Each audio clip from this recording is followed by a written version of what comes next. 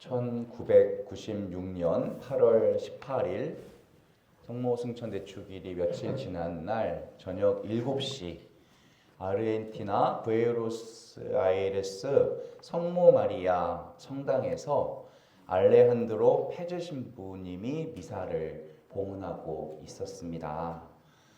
미사가 다 끝난 뒤에 한 자매님이 성당 뒤쪽에 성체가 하나 떨어져 있다고 하는 거예요. 그래서 신부님이 급하게 가서 보니까 거기에 이렇게 구두발로 짓밟혀진 성체가 하나 떨어져 있었어요. 신부님은 깜짝 놀라서 이것을 어떻게 할까 고민하다가 그 성압에 물을 붓고 거기다가 성체를 이렇게 넣었대요. 이게 나중에 물에 완전히 풀어져서 이렇게 형체가 사라지면 어떻게 처리를 하려고 했었나 봐요. 이 성압을 감실 안에다가 모셔다 두었다고 합니다. 그리고 8월 26일 일주일이 지나서 성압을 열어보니까 그 안에 성체가 이만큼 부풀어져 있고 헝클어지지 않은 어떤 단단한 모양으로 되어 있었다고 하고요. 그곳이 피 속에 들어 있었다고 합니다. 신부님은 깜짝 놀라서 당시 부에노스아이레스 대주교님인 호르헤 마리오 베르골리오 주교님께 이 사실을 보고합니다. 이 대주교님 어디서 많이 들어본 것 같지 않으세요? 네, 프란치스코 교황님입니다. 네. 당시 베르골리오 주교였던 프란치스코 교황님께서는 바로 사진사를 불러서 성체 사진을 아주 잘 찍게 하고 이것을 몇 년간 엄격한 비밀로 이렇게 보관을 했습니다. 1999년 3년 뒤에 과학적인 분석을 하기로 결심하셨고 신경생리학자였던 리카르도 카르타논 박사를 시켜서 이 성체와 피 조각을 채취했고 정밀 검사를 위해서 뉴욕으로 보냅니다. 편견이 없는 연구를 해야 되니까 이게 무슨 샘플인지를 안 알려주었어요. 이 샘플을 받은 법의학자이면서 심장 전문의였던 프레드릭 듀기브 박사가 이 분석을 하게 되었는데 얼마 뒤에 이 샘플이 인간의 심장 조직이라고 보고를 하게 됩니다. 이 조직은 좌심실 벽의 일부였고 이 박사가 하필 심장 전문의였기 때문에 이렇게 정확하게 알게 된 거예요. 백혈구가 거기서 발견이 되었다고 합니다. 이것은 몇 가지 사실을 알려주는데요. 먼저 채취 당시 심장은 뛰고 있었다. 백혈구가 발견됐기 때문에. 두 번째, 이 심장은 뛰는 동안에 극심한 스트레스와 고통을 겪었기 때문에 백혈구가 거기에 남아있다. 근데 인간의 조직이라면 백혈구가 몇 분 안에 사라졌을 텐데 이 샘플은 한 달 동안 물속에 있다가 또 증류수에 3년간 보관했는데도 백혈구가 남아있다는 것은 과학적으로는 설명이 안 된다. 카스타논 박사는 이 기적을 1200년 전 이탈리아 란치아노에서 그 신부님이 미사 집전 도중에 성체가 고깃덩어리로 박혔잖아요. 그 기적 보고서랑 같이 전문가에게 의뢰를 했습니다. 역시 출처는 밝히지 않았고요. 그 결과 두 샘플이 모두 중동 지역에 살던 한 남성의 특징을 가지고 있었다. 같은 사람이고 혈액형은 AB형이었다. 우리가 매주 모시는 오늘도 모시게 될 성체 안에 실제로 예수님께서 계시다는 것을 이런 기적을 통해서 우리들에게 알려주시는 거예요. 이 사건을 통해서 수많은 사람들이 회개했고 세례를 받았고 가정이 회복됐고 신앙이 굳건해졌습니다. 철저한 무신론자였던 리카르도 박사는 세례를 받고 열심한 신자가 되었고 이 사실을 전 세계에 알리러 다니기 시작했다고 합니다. 세계 모든 나라에는 다 자기 나라의 신화가 있어요. 설화도 있고요. 대부분 그 신이 그 나라, 그 민족들을 사랑했다. 그런 내용이에요. 근데 어느 나라 신화도, 어느 나라 종교도 신이 인간을 구원하려고 자기도 인간이 되고 피를 흘려 죽기까지 사랑했다는 내용은 없어요. 오직 예수님만이 사람이 되시고 우리 위해서 피를 흘려주시고 한술 더 떠서 자기 몸과 피까지 우리더러 먹으라고 하고 계시는 겁니다. 그분은 내가 좋아하는 사람만 좋아하는 게 아니에요. 하느님께는 더 사랑하는 사람, 덜 사랑하는 사람이 있는 게 아니에요. 제가 아는 분 중에 수석을 모으시는 교우분이 계셨어요. 한 번은 정말 마음에 드는 수석을 찾으려고 깊은 산속 계곡을 들어가셨는데 이 돌도 만져보고 저 돌도 만져보고 하루 종일 늦은 시간까지 계곡을 따라 올라갔어요. 주변에는 돌들이 참 많았습니다. 근데 그 옆에 있는 아주 그냥 평범하고 보잘것없는 돌 하나를 집어 들었어요. 근데 그 순간에 아주 이상한 생각이 드는 거예요. 이 돌도 사연이 참 많았겠구나. 정말 귀하고 아름다운 수석뿐만 아니라 이 돌도 나름대로의 아름다움을 가지고 있더래요. 그러면서 깨달았어요. 어떤 돌도 그냥 되어진 돌은 없구나. 이렇게 바람에 깎이고 물에 깎이고 그래서 자기 나름대로의 고유한 모습과 색깔을 아름다움을 가지고 있더라. 그러고 보니까 내 주변에 있는 모든 돌들이 너무너무 예뻐 보이는 거예요. 그래서 그날 그분은 수석 모으는 취미를 버렸어요. 그리고 친구들에게, 친척들에게 다 나눠줬어요. 왜냐하면 모든 돌이 다 아름다우니까 이제는 모을 필요도 없고 모을 수도 없다라고 말씀을 하셨어요. 하느님이 우리를 보실 때 꼭 이렇습니다. 사연이 없고 스토리가 없는 인생이 하나도 없다. 없다. 하느님 보시기에 다 아름답다. 맞아요. 하느님 보시기에 다 사랑스럽다. 네. 맞아요. 정말 그럴까요? 정말 그렇죠. 정말 그렇죠. 예수님께서 피값으로 사신 사람이 바로 우리들이에요. 오늘 여기 계신 분들 중에 우리가 갖고 있는 인간적인 모습은 다 달라요. 하지만 예수님께서 피를 흘려서 여러분을 사셨다라는 사실은 똑같아요. 뭐 사람이 잘나고 못날 수가 있어요. 근데 그거는 아무것도 아니에요. 예수님의 피값으로 살값으로 사신 존재들이다. 살과 피 속에 담긴 하느님의 사랑을 진짜 알고 나면 하느님이 나를 사랑하신다는 게 이제는 믿겨져요. 그걸 알게 돼요.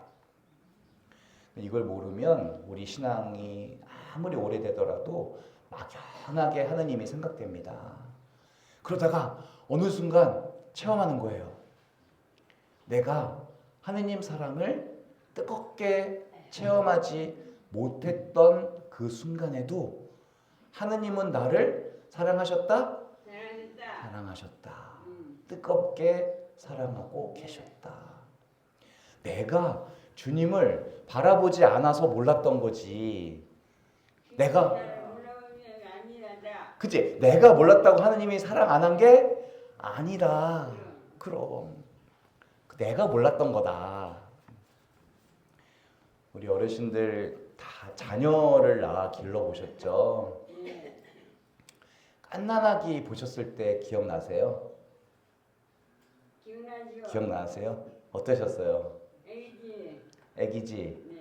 네. 갓난아기 봤더니 애기였어요? 네, 맞네요. 네. 귀여웠어요? 엄청 귀여웠어요. 황홀했어요? 네. 그 갓난아기의 눈과 내 눈이 마주칠 때 어떠셨어요? 좋았죠. 좋았죠. 황홀했어요. 사랑스러워 견딜 수가 없었을 거예요. 이 아이가 나중 커서 막 넘어지고 막 다치고 그래요. 그럼 내가 엄마로서 이 아이를 지키기 위해서 뭐든지 다 할 거다 라는 생각도 해보셨어요? 네. 그게 마음의 어떤 결심을 해서 그렇게 되신 거예요? 아니면 자동으로 그렇게 된 거예요? 자동으로 그렇게 된 거예요. 그죠? 아, 내가 이 아이를 사랑해야겠다. 결심한 게 아니에요. 그냥 자동으로 그렇게 된 거예요. 부모의 사랑을 아이는 얼마큼 받고 있는 걸까? 근데요, 그 아기도 부모를 그만큼 사랑할까요? 네. 안 해요? 어느 게 맞아요? 그 아기도 부모를 그렇게 사랑했을까요? 좋아요. 몰랐을 거예요, 아마.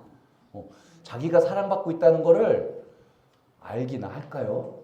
알죠. 언제 알아요? 알는데. 철이 들면 알아요. 철이 들면. 갓난아기 때는 몰라요. 사람의 기준으로 보면요, 그 아기는 부모를 사랑하지 않아요.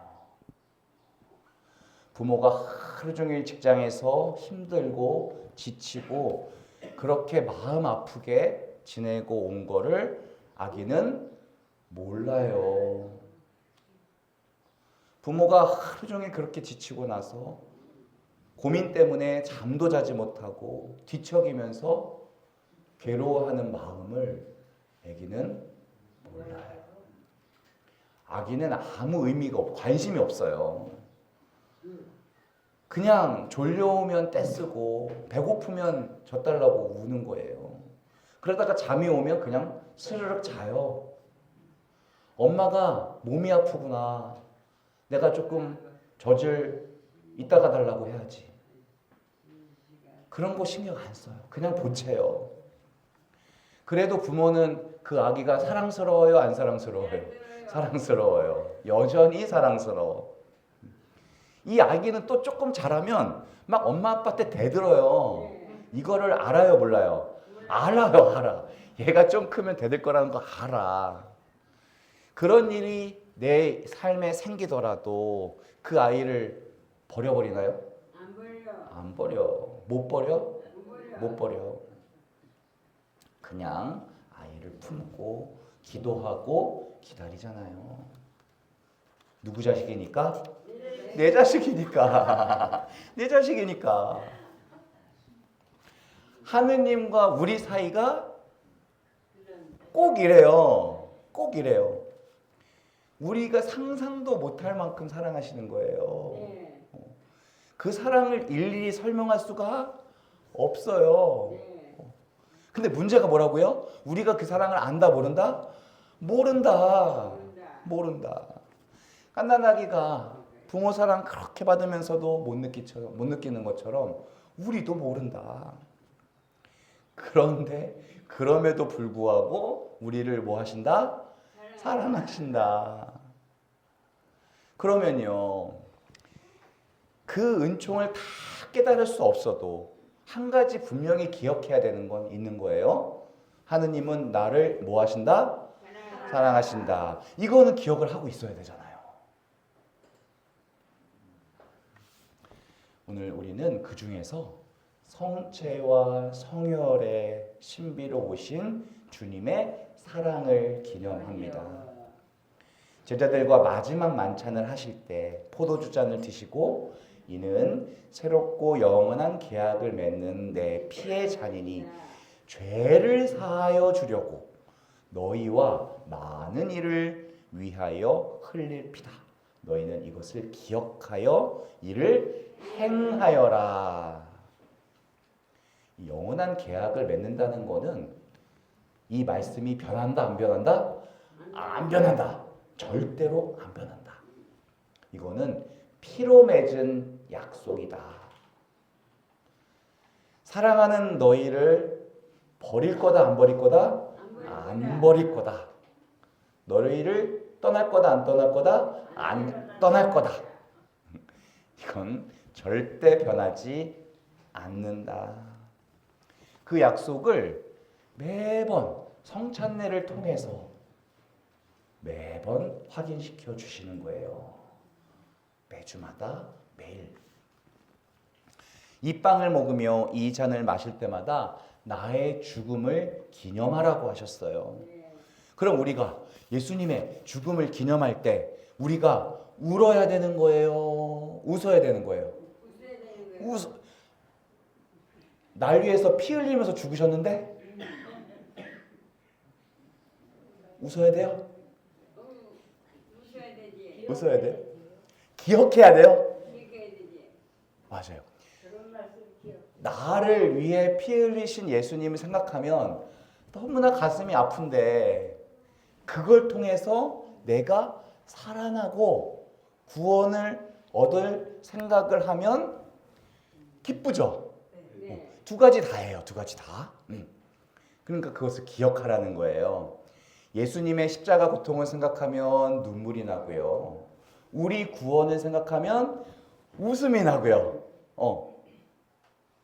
근데 이 감정보다 더 중요한 게 있어요. 나를 위해 돌아가신 거 감사합니다. 나를 구원하신 거 감격스럽습니다. 이러고 끝나는 게 아니라 이 성체를 모심으로써 예수님의 일을 함께 하길 다짐해야 돼요. 이것을 행하여라 라고 하셨잖아요. 그러니까 예수님 통해서 구원만 딱 따먹고 성체만 탁 모시고 내 맘대로 살면 먹고 튀는 거 그게 아니라 이제 예수님을 진짜 내 안에 모셔드리고 포도나무 가지에 딱 달라붙어가지고 정말 아름다운 열매를 맺고 하느님 나라를 위해서 기도하고 실제 그렇게 사는 헌신이 있어야 합니다. 예수님께서 헌신하셨잖아요. 그렇게 하실 수 있나요? 그렇게 하실 수 있어요? 네. 네 분께서 그렇게 하시겠다고 하셨어요. 예수님께서 자신의 살과 피까지 내어주셨잖아요. 우리도 그분께 갚아야 되잖아요. 네. 그분 사랑에 깊이 빠져보시고 그분의 일을 함께 해보시는 오늘이 되시기를 바랍니다.